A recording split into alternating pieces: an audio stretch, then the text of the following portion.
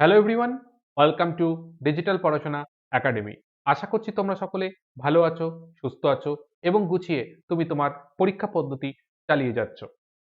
প্রতিদিনকার মতন আজকেও আমাদের শুক্রবারের ক্লাস হচ্ছে এবং শুক্রবার আমরা সকাল ৯টা থেকে আমরা কি করছি? PYQ কোশ্চেন সলভ করছি, যেটা এলপি 2018 এর কোশ্চেন, যেটা সিবিটি 1 এর কোশ্চেন ছিল, সেইগুলোকে আমরা সলভ করছি। তো যাদের প্রয়োজন আছে তারা অবশ্যই ক্লাসটা কন্টিনিউ করো এবং ক্লাসটাকে দেখতে থাকো। আর যাদের প্রয়োজন নেই তারা না দেখলেও চলতে পারে। এবং প্রথমে বেশ কিছু কথাবার্তা বলি, সেগুলো যাদের প্রয়োজন আছে শুনবে, না প্রয়োজন থাকলে শোনো না, কোনো অসুবিধা নেই। তো আজকে আমাদের ২১তম ক্লাস হচ্ছে। এর আগে ২০টা ক্লাস অলরেডি করে ফেলেছি। তো যাদের প্রয়োজন আছে তারা সেই PYQ গুলো অবশ্যই দেখে নিতে পারো।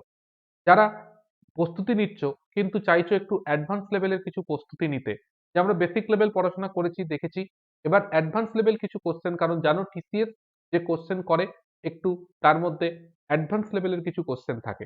এই বেসিক লেভেল পড়াশোনা করেছো, বেসিক লেভেল জিনিসগুলো শিখেছো, কিন্তু অ্যাডভান্স লেভেল জিনিসগুলোকেও শিখতে হবে, কারণ পরীক্ষায় এখন একটা নাম্বার খুব গুরুত্বপূর্ণ। তো যারা অ্যাডভান্স লেভেলের কিছু শিখতে চাইছো বা পড়াশোনা করতে চাইছো, তাদের জন্য আমাদের অ্যাপসের মধ্যে এই সমস্ত পেড ব্যাচগুলো রয়েছে। তারা দেখতে পারো পেড ব্যাচগুলো। এবং আমাদের উইকেন্ড সেল শুরু হচ্ছে। তো উইকেন্ড সেল শুরু হলে পারে আমাদের এই ব্যাচগুলোই অবশ্যই করে তোমরা প্রত্যেকটা ব্যাচে আমাদের 20% করে ডিসকাউন্ট থাকছে এই উইকেন্ড সেলে, যেটা আজকে থেকে শুরু হবে এবং আগামী রবিবার পর্যন্ত চলবে। যাদের প্রয়োজন আছে তারা সেই সুবিধাটা নাও, নিয়ে ভর্তি হতে পারো। এবং আমাদের ম্যাথ রিজনিং এবং জেনারেল সায়েন্স ম্যাথ রিজনিং তিনটে মিলে যে ব্যাচ রয়েছে, এই দুটো ব্যাচে ইনস্টলমেন্টের সুবিধা রাখা হয়েছে। যারা একবারে কোর্স ফি পেমেন্ট করে ভর্তি হওয়া সম্ভব না, তারা অবশ্যই ইনস্টলমেন্টের মাধ্যমে তারা মাসে মাসে টাকা পেমেন্ট করে ক্লাস করতে পারবে। সমস্ত রকম ব্যবস্থাই করা আছে। এবার নিজের প্রয়োজন থাকলে ভর্তি হবে, না হলে না হলো। এটা একটা ছোট্ট ইনফরমেশন তোমাদের দেওয়ার ছিল। কিন্তু অবশ্যই করে তোমাদের সকলকে বলবো, আমাদের যে অ্যাপ্লিকেশন রয়েছে সেটাকে ডাউনলোড করো। কারণ আগামী আমরা 24/12/2023 একটা আমাদের মক টেস্ট হতে চলেছে। যে মক টেস্টটা আমরা এলপি সিবিটি 1 তার যে 75 মার্কসের সিলেবাস আছে, সেই সিলেবাসের উপর ভিত্তি করে নিতে চলেছে। তাই অন্ততপক্ষে এই মক টেস্টে পার্টিসিপেট করার জন্য যারা করতে চাও, তারা অবশ্যই আমাদের অ্যাপস ডাউনলোড করে সেখানে যুক্ত হয়ে যাও। সেখানে এছাড়াও অনেক free of cost mock test রয়েছে, সেগুলোকেও তুমি কিন্তু দিতে পারো। এবং ফাইনালি সকলকে বলবো, আমাদের অফিসিয়াল টেলিগ্রাম চ্যানেল, সেখানে যুক্ত হয়ে যাও। এর লিঙ্ক দেখো ডেসক্রিপশনে রয়েছে এবং কিউআর কোডটা স্ক্যান করার মাধ্যমে যুক্ত হয়ে যেতে পারো।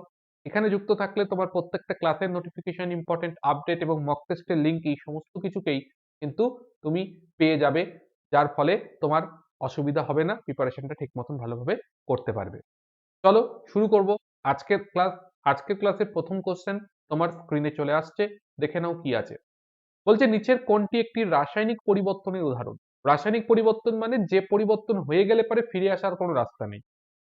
যে জগতে চলে গেলে পারে যেখান থেকে আর ফিরে আসার রাস্তা নেই, ফিরে আসতে পারবে না, এটাই হচ্ছে রাসায়নিক পরিবর্তন। ভৌত পরিবর্তন তুমি ফিরে আসতে পারবে, ওখানে গেলে আবার ফিরে আসতে পারবে, কোনো অসুবিধা। তাহলে কার্বন ডাই অক্সাইড থেকে শুষ্ক বরফ তৈরি, অর্থাৎ কার্বন ডাই অক্সাইড গ্যাস, তাকে ঠান্ডা করে তুমি শুষ্ক বরফ তৈরি করছো, আবার হিট দিলে পারেই সেটা আবার কার্বন ডাই অক্সাইড তৈরি হয়ে যাবে। তাহলে কার্বন ডাই অক্সাইড থেকে বরফ তৈরি, এটা একটা ভৌত পরিবর্তন।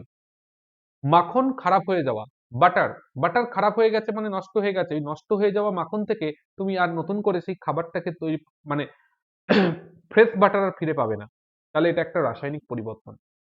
একটা প্ল্যাটিনিয়ামের তারকে উত্তপ্ত করা হলো, তো প্ল্যাটিনিয়ামের তারকে যখন তুমি উত্তপ্ত করছো তখন সেটা সুন্দর উজ্জ্বল আলোয় ঝলমল করে উঠবে। তারপর যেই তুমি সরিয়ে নেবে ঠান্ডা হবে, ওর দীপ্তি কমে যাবে। তাহলে এটা কি ভৌত পরিবর্তন। লোহার চুম্বকীকরণ, লোহাকে যখন চুম্বকে পরিণত করবে, এটা চুম্বকীকরণ হয়ে গেছে, যাই হোক চুম্বকীকরণ হবে। তো লোহাকে যখন চুম্বকে পরিণত করবে তখন সে ম্যাগনেটাইজ হবে। ওটাকে হিট দাও, দেখো ওর ম্যাগনেট ধর্ম নষ্ট হয়ে গেছে। আবার যদি চুম্বককে ম্যাগনেটের সঙ্গে নিয়ে আসো, ও চুম্বকে পরিণত করা যাবে। তাহলে এটা ভৌত পরিবর্তন। তাহলে আমাদের সঠিক উত্তর হয়ে গেল রাসায়নিক পরিবর্তন, মাখন খারাপ হয়ে যাওয়া। এটা একটা রাসায়নিক পরিবর্তনের উদাহরণ। নেক্সট কোশ্চেন বলছে নিম্নলিখিতগুলির মধ্যে কোনটির একক নাই? একক নাই কোনগুলোর? যারা সাধারণত দুটো একই ভৌত রাশি রেশিও হয় তাদের কোনো একক থাকে না। যেমন চাপ। চাপটা কি? চাপ হচ্ছে একক ক্ষেত্রফলের উপর প্রযুক্ত বল। তাহলে বল বাই ক্ষেত্রফল দুটো আলাদা জিনিস, ভিন্ন রাশি। তার মানে চাপের ইউনিট থাকবে। তাই চাপের ইউনিট থাকে পাস্কাল, আমরা জানি চাপের ইউনিট হয়। ত্বরণ অবভিয়াসলি ইউনিট আছে, মিটার, সেন্টিমিটার, কিলোমিটার ভাবতে পারি। ঘনত্ব বলবে ঘনত্ব তো রেশিও, কিন্তু ঘনত্ব রেশিও কিন্তু ভর বাই আয়তন, ভর আলাদা রাশি আয়তন আলাদা রাশি, তাই ঘনত্বের ইউনিট অবশ্যই থাকবে, যেটা আমরা লিখি গ্রাম পার সিসি, ঘনত্বের একক লেখা হয়। তাহলে আপেক্ষিক ঘনত্ব এমন একটা রাশি যার কিন্তু কোনো ইউনিট থাকে না, কারণ ওটা হচ্ছে কোনো একটা পদার্থের ঘনত্ব ডিভাইডেড বাই 4°C উষ্ণতায় জলের ঘনত্ব। তাহলে দুটোই তো ঘনত্ব, তাই ঘনত্ব ঘনত্ব কেটে যায়। তাই জন্য আপেক্ষিক ঘনত্ব একটা, যেহেতু দুটো ঘনত্বের অনুপাত, সেই জন্যে আমরা এটার কোনো ইউনিট পাবো না, ইউনিটলেস কোয়ান্টিটি আপেক্ষিক ঘনত্ব। নেক্সট আমরা চলে যাব আমাদের পরবর্তী কোশ্চেন। বলছে অধাতু সাধারণত তাদের বাইরের কক্ষে কটি ইলেকট্রন ধারণ করে? এই কোশ্চেনটা উত্তর দেওয়ার জন্য বেসিক কনসেপ্ট তুমি জানলে দুটো অপশনকে এলিমিনেট করতে পারবে। যে আমরা পড়েছি যে যে কোনো মৌলেরই তুমি যদি সর্ববহিস্থ কক্ষে দেখো সেখানে 8টার বেশি ইলেকট্রন থাকতে পারে না। তাহলে এখানে 8, 9, 10 বলেছে, হবে না। এটাতে 10 বলা আছে, হবে না। তো এ দুটো অবভিয়াসলি এলিমিনেট হয়ে গেল। এবার কথা হচ্ছে, যারা একটু পর্যায় সারণী ভালো মতন পড়েছো তারা জানো যে সর্ববহিস্থ কক্ষপথের উপর ভিত্তি করে আমরা পর্যায় সারণীতে এলিমেন্ট গুলোকে সাজিয়েছিলাম। তাহলে সর্ববহিস্থ কক্ষের 1, 2, 3 এই নাম্বার যখন ইলেকট্রন ছিল সেগুলোকে আমরা কোথায় রাখছিলাম? পর্যায় সারণীর বাঁ দিকে রাখা হয়েছে। আর যাদের হচ্ছে শেষে 5, 6, 7, 8 সংখ্যক ইলেকট্রন ছিল তাদেরকে কোথায় রেখেছি? ডান দিকে রেখেছি। তাহলে আমরা পর্যায় সারণীর বাঁ দিকে কাদের রেখেছি? আমরা পর্যায় সারণীর বাঁদিকে যাদের রেখেছি তারা হচ্ছে সব মেটাল, আর নন মেটাল যারা আছে তাদেরকে আমরা বাঁ দিকে রেখেছি, ডান দিকে রেখেছি সরি। তাহলে ডান দিকে যে সমস্ত পদার্থগুলো থাকবে তাদেরকে নন মেটাল বলা হচ্ছে।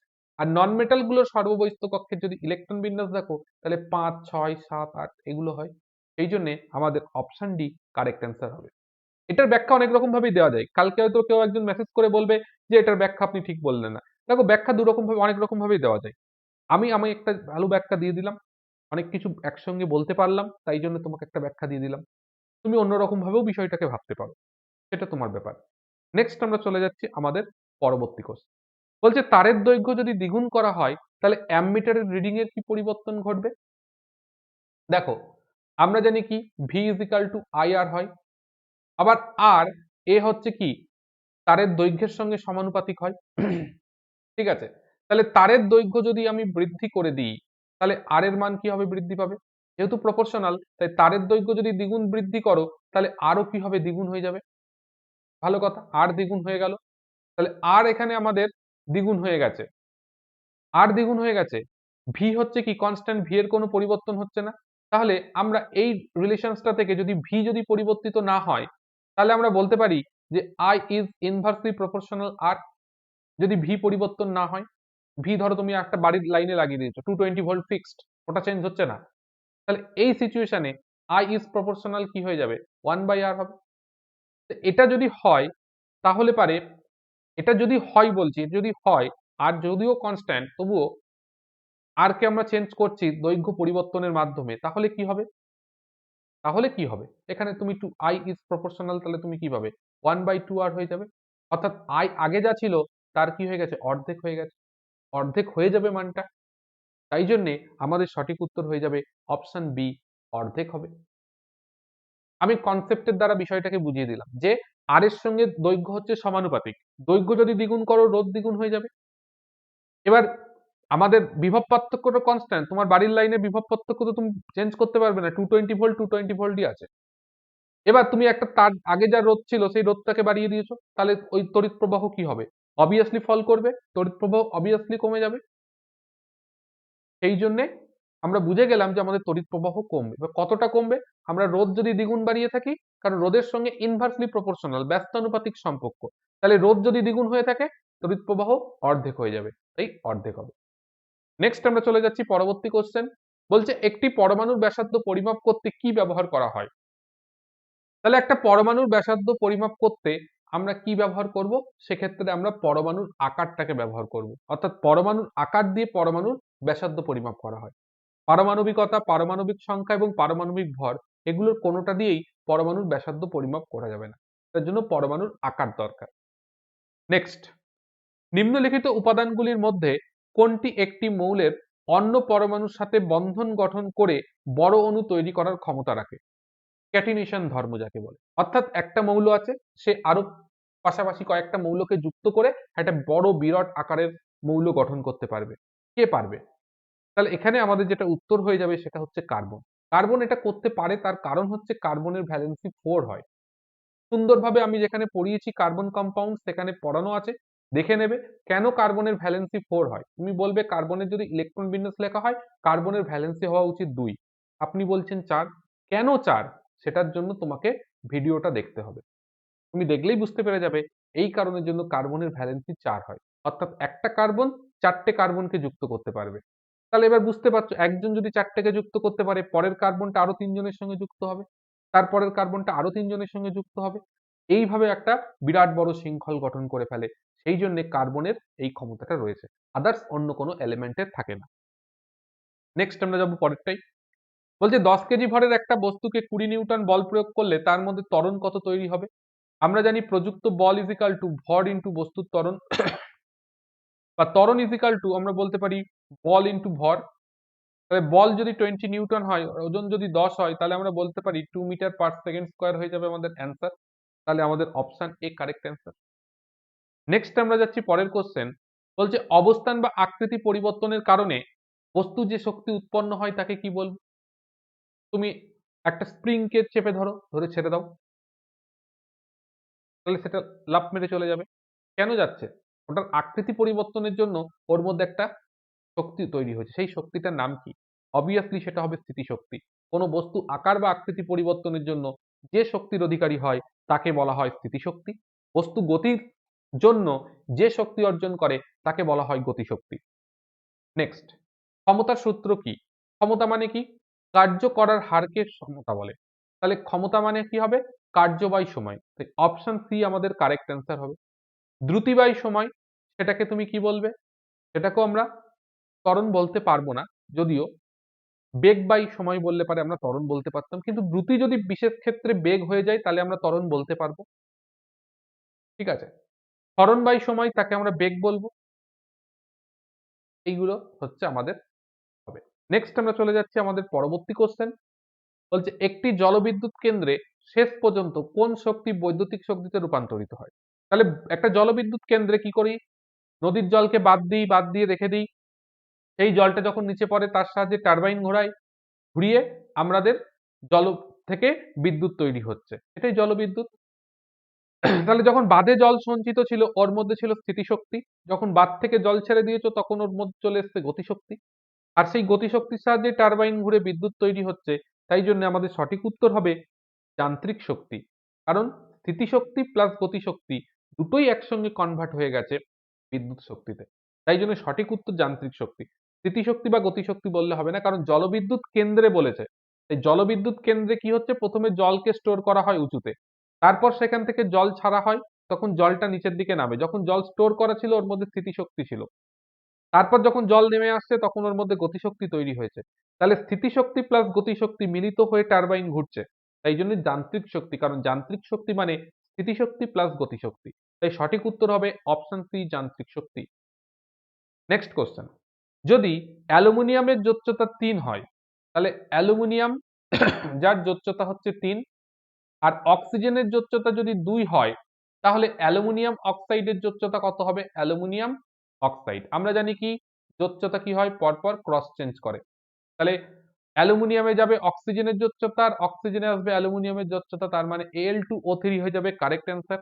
তাহলে Al2O3, সরি এখানে ভুল আছে মার্কিংটা, Al2O3 অপশন সি হচ্ছে কারেক্ট অ্যান্সার হবে Al2O3। নেক্সট আমরা চলে যাব পরবর্তী কোশ্চেনে। আচ্ছা, এখানে একটা কোশ্চেন তোমাদের জন্য আজকের এইচডব্লিউ, যে এই aluminium oxide Al2 oxide Al2O3 বা অ্যালুমিনিয়াম অক্সাইড, এটা কি প্রকৃতির অক্সাইড? অর্থাৎ এই অক্সাইডটার প্রকৃতি কি? প্রকৃতি কি ধরনের সেটা আমাকে জানাবে কমেন্ট সেকশনে। নেক্সট বলছে ভর হিসাবে 5 গ্রাম গ্লুকোজের 25 গ্রাম দ্রবণ উৎপন্ন করতে কতটা গ্লুকোজ লাগবে? তাহলে এটা দ্রবণের একটা স্পেশাল কেস অঙ্ক দিয়ে দিয়েছে, এগুলোকে শিখতে হবে। এগুলোকে না শিখলে তো হবে না, এগুলো ইন জেনারেল তুমি কোথাও পাবে না। এগুলো আমরা যেসব কোর্স করাচ্ছি সেই কোর্সের মধ্যে অবশ্যই এগুলোকে পড়ানো হবে। যে 5% গ্লুকোজের 25 গ্রাম দ্রবণ প্রস্তুত করা হবে। তাহলে আমরা কি করতে হবে, এটার ক্ষেত্রে যে সূত্রটা লাগবে, গ্লুকোজের পরিমাণ ডিভাইডেড বাই দ্রবণের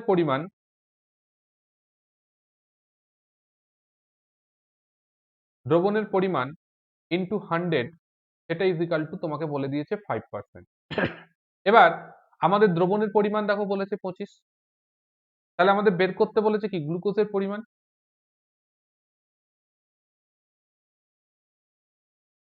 গ্লুকোজের পরিমাণ ডিভাইডেড বাই কত, এটা বলেছে 25 ইনটু আছে 100 ইজ ইকাল টু এদিকে 5। এখানে একবারে 100 লিখেছি মানে এখানে পার্সেন্টেজ না লিখলেও চলবে, ইজ ইকাল টু 5 আসবে, তার মানে শতকরা হার বেরিয়ে যাবে। তাহলে গ্লুকোজের পরিমাণ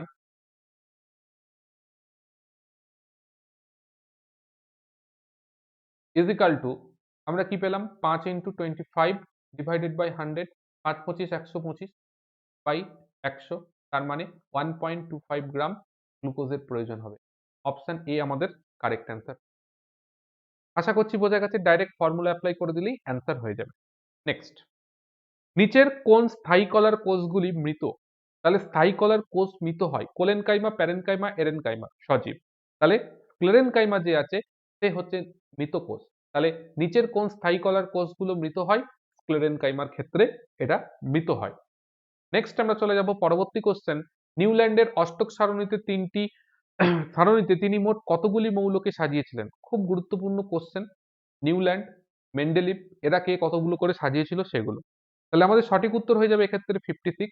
অনেক আলোচনা করেছি তাই জন্য আর এটা নিয়ে ডিটেলসে আলোচনা করলাম না। নেক্সট কোশ্চেন, একটি বস্তুকে 10 সেন্টিমিটার ফোকাস দৈর্ঘ্যের উত্তল লেন্স থেকে 20 সেন্টিমিটার দূরত্বে যদি স্থাপন করা হয় তাহলে বস্তুর প্রতিবিম্ব কত দূরত্বে হয়? এটা কি অঙ্ক করবে? আমি অঙ্ক করব না, আমি মুখে মুখে সলভ করব। তার জন্য কনসেপ্টটা বুঝিয়ে দিই। কনসেপ্টটা হচ্ছে একটা উত্তল লেন্স আছে, উত্তল লেন্সের ফোকাস বিন্দু বলেছে 10 সেন্টিমিটার দূরত্বে, ফোকাস 10 সেন্টিমিটার, আর বস্তুকে রাখা হয়েছে 20 সেন্টিমিটার দূরত্বে। এটা হচ্ছে বস্তুকে রাখা হয়েছে, সেটা হচ্ছে 20 সেন্টিমিটার দূরত্বে। ঠিক আছে, এখানে আমরা কি করেছি, বস্তুকে রেখেছি। আমরা জানি যে সবসময়ের জন্য সেন্টার অফ কার্ভেচার সেটা হয় ফোকাস দূরত্বের দ্বিগুণ। সেন্টার অফ কার্ভেচার সেটা হয় কি ফোকাস দূরত্বের দ্বিগুণে অবস্থান করে। তাহলে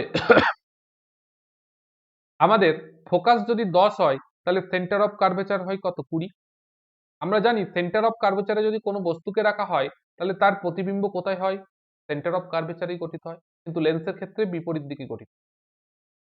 তাহলে সেন্টার অফ কার্ভেচারের দূরত্ব কত, 20। তাহলে বস্তুটা কোথায় গঠিত হবে, 20 সেন্টিমিটার দূরত্বে গঠিত হবে। তাই জন্য আমাদের অপশন বি হয়ে যাবে কারেক্ট অ্যান্সার। যদি বলতো প্রতিবিম্বটার হাইট কত হবে বলে, তাও আমরা বলে দিতাম সেম হাইটেরই হবে। এখানেও যত হাইটের আছে, এখানে যদি 5 ফুট লম্বা মানুষ থাকে, ওদিকে যে উৎপন্ন হবে প্রতিবিম্ব সেখানেও 5 ফুট হাইটের মানুষই তো, কম বেশি হবে।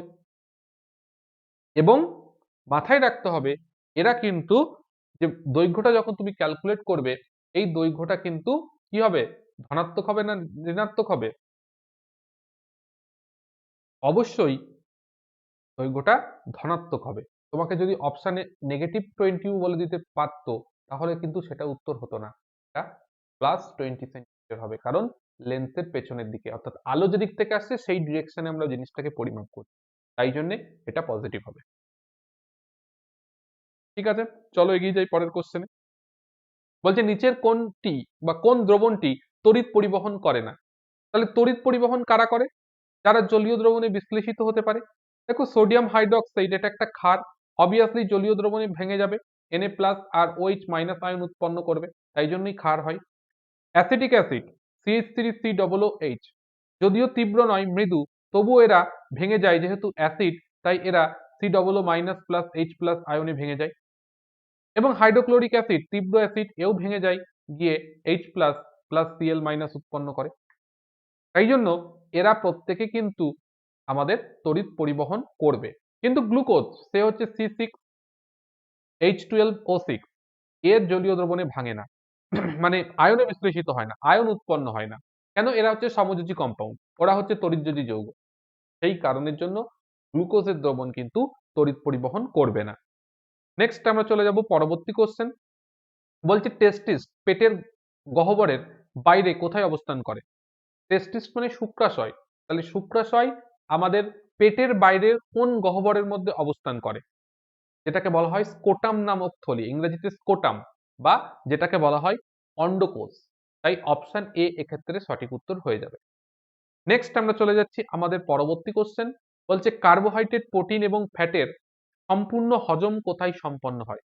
তাহলে কার্বোহাইড্রেট, প্রোটিন, ফ্যাট আমাদের যদি পৌষ্টিকতন্ত্র ভালো করে পড়ে থাকো এবং দেখে থাকো, তাহলে দেখবে আমাদের এক একটা জায়গায় এক একটা জিনিসের হজম সম্পন্ন হয়, কিন্তু কার্বোহাইড্রেট, প্রোটিন, ফ্যাটের সম্পূর্ণ হজম সম্পন্ন হয় ক্ষুদ্রান্তে। ক্ষুদ্রান্তে আসার পর সম্পূর্ণ হজম কমপ্লিট হয়, তারপর তাদের কি হয়? আত্তীকরণের প্রসেস শুরু হয়, সেটা ক্ষুদ্রান্তে এসে। নেক্সট, উদ্ভিজ্জ অংশ বা বীজের পরিবর্তে কোষের মাধ্যমে নতুন উদ্ভিদ উৎপাদনের পদ্ধতিকে কি বলে? বলছে উদ্ভিদের বীজ নেব না, উদ্ভিদের কোনো অঙ্গ মানে ভেজিটেটিভ পার্ট সেগুলোকেও নেব না, তার পরিবর্তে উদ্ভিদের কোনো উপাদান, হতে পারে উদ্ভিদের ছাল, হতে পারে উদ্ভিদের পাতার অংশ, বা হতে পারে উদ্ভিদের মূলের অংশ, সেটার থেকে নতুন উদ্ভিদ তৈরি করব। এই যে পদ্ধতি, সেটাকে কি বলে? এই পদ্ধতিটাকে বলা হয় টিস্যু কালচার। এটা ল্যাবরেটরিতে উদ্ভিদের হয়তো ছাল নিয়ে, বাকল নিয়ে, পাতার কোনো অংশ নিয়ে, মূলের কোনো অংশ নিয়ে সেটার থেকে নতুন উদ্ভিদ তৈরি করা হয় যে পদ্ধতিতে, সেটাকেই বলা হয় টিস্যু কালচার। তাই অপশন ডি হচ্ছে আমাদের কারেক্ট অ্যান্সার হবে। নেক্সট হচ্ছে অক্সিজেনের সঙ্গে কোন মৌলের বিক্রিয়ার ফলে ক্ষারীয় অক্সাইড উৎপন্ন হয়? তাহলে ক্ষারীয় অক্সাইড কখন গঠিত হয়? অক্সিজেনের সঙ্গে যখন ধাতু বিক্রিয়া করে তখন ক্ষারীয় অক্সাইড উৎপন্ন হয়। তাই অপশন এ কারেক্ট অ্যান্সার। যদি অধাতু বিক্রিয়া করতো তাহলে আম্লিক অক্সাইড উৎপন্ন করত। আর ধাতুকল্প বা নিষ্ক্রিয় গ্যাস এগুলোর তো ওইভাবে অক্সাইডের আদার্স করে তুমি বলতে পারবে না। তাই ধাতু আর অধাতুর মধ্যে থেকে আমরা বলতে পারবো ধাতু করলে ক্ষারীয় অক্সাইড, অধাতু যদি করে তাহলে আমাদের ক্ষারকীয় কি হবে? আম্লিক অক্সাইড। ধাতু করলে ক্ষারীয় অক্সাইড, আর অধাতু যদি করে তাহলে আম্লিক অক্সাইড উৎপন্ন হবে। এই ছিল আজকের ক্লাসের মোট 20টা কোশ্চেন। যারা যারা রেগুলার নিয়মিত ক্লাস করছো তারা করতে থাকো এবং অবশ্যই করে এসডব্লিউ গুলোর উত্তর করতে থাকো। কতদিনের ক্লাসে তোমরা এসডব্লিউ করেছো সেগুলো আমার এখনো দেখার সময় হয়নি। অবশ্যই সময় হলে আমি তোমাদেরকে সেগুলোকে অবশ্যই কারেক্ট হয়েছে কিনা আমি বলে দেব। তো ততক্ষণ পর্যন্ত অপেক্ষা করো এবং ক্লাসগুলোকে রেগুলারলি নিয়মিতভাবে করতে থাকো। আশা করছি নিশ্চয়ই উপকৃত হবে। এবং যারা এলপির প্রিপারেশন নিচ্ছ তাদের কিন্তু বেসিক সায়েন্স ইঞ্জিনিয়ারিং ড্রয়িং এর প্রিপারেশন শুরু করা খুবই জরুরি। বুঝতেই পারছো পরীক্ষা কিন্তু হবেই এবং হতে চলেছে। তো সেই জন্য প্রিপারেশন যাদের দরকার আছে তারা অবশ্যই কিন্তু শুরু করে দাও, কারণ বেসিক সায়েন্স ইঞ্জিনিয়ারিং ড্রয়িং কিন্তু একটা ভাইটাল পার্ট প্লে করবে এলপি টেকনিশিয়ানের সিবিটি2 পরীক্ষায়। তাই জন্যে যাদের প্রয়োজন আছে তারা চিন্তা ভাবনা করে দেখতে পারো, প্রয়োজন থাকলে ভর্তি হয়ে যেতে পারো। ফাইনালি সকলের সঙ্গে দেখা হচ্ছে আগামী সোমবারের ক্লাসে। ততক্ষণ পর্যন্ত সকলে ভালো থাকবে, সুস্থ থাকবে। সকলকে গুড বাই।